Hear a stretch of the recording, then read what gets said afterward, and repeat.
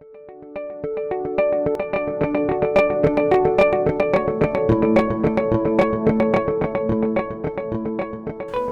are loads of things that we worry about. Our future, our finances, our kids, our jobs, our health.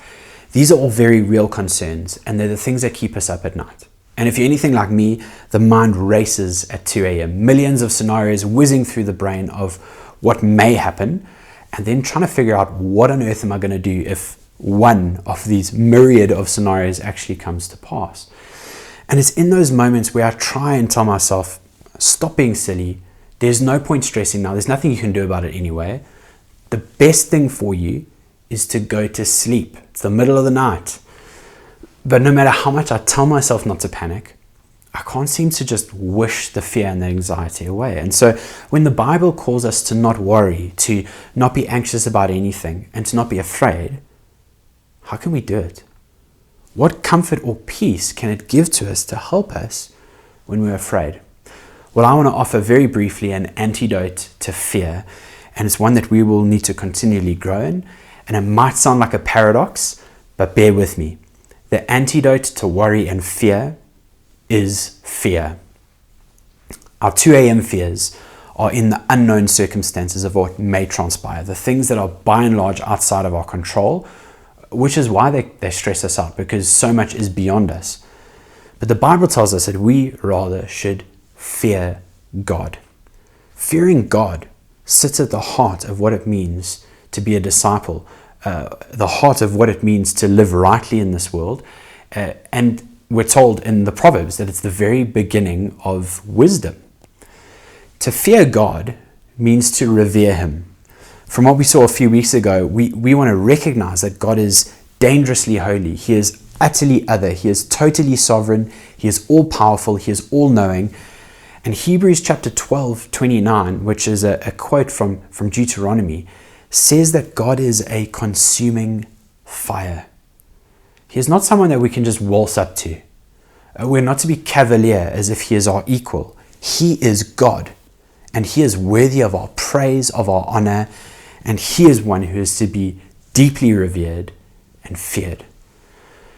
And I wonder if our day and age, we've lost a very deep awe of God. We speak a lot of God becoming like us in Jesus, but we might be in danger of thinking that He is just like us. But He isn't. He is the Creator. He is your Creator. He's not our chummy. He's not one of the boys. He is the Almighty. And yet as Christians, our fear is not to cower away from Him. It's not terror before a judge, but to reverently enjoy being in the presence of the Almighty, who is now not an enemy. He is our Father. And if this powerful God is for us, who can be against us? This is the incredible news of the gospel. Yes, there are dangers. The world is broken, but our powerful God is with us. And our circumstances are up and down and uncertain because we can't see tomorrow, but our God is the same yesterday, today, and forever. And His promises are sure and true. We can rest knowing that what He has said, He will do. And so I might not know the particulars about tomorrow, but God is our provider. He has said that He will give us what we need. I go and work, but He is the one who provides. He will provide. He says He will. He said that He will equip us to live in this world. And so I go and I read His word and I engage with Him, but He is the one who will give us wisdom and instruction and insight. He has said that He'll keep us persevering. So I go out and I strive to listen and obey, but He is the one who holds me fast. And He has told me He will keep me until eternity. He will hold me. I wonder if a lot of my anxiety and fear is because I invest too much of myself in my kingdom, my temporary little kingdom, and not in God's eternal kingdom. We're told naked we come into this world and naked we will depart.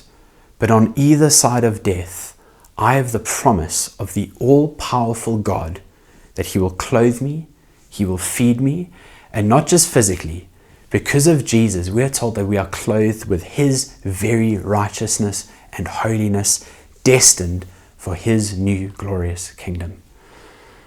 And so, do not worry.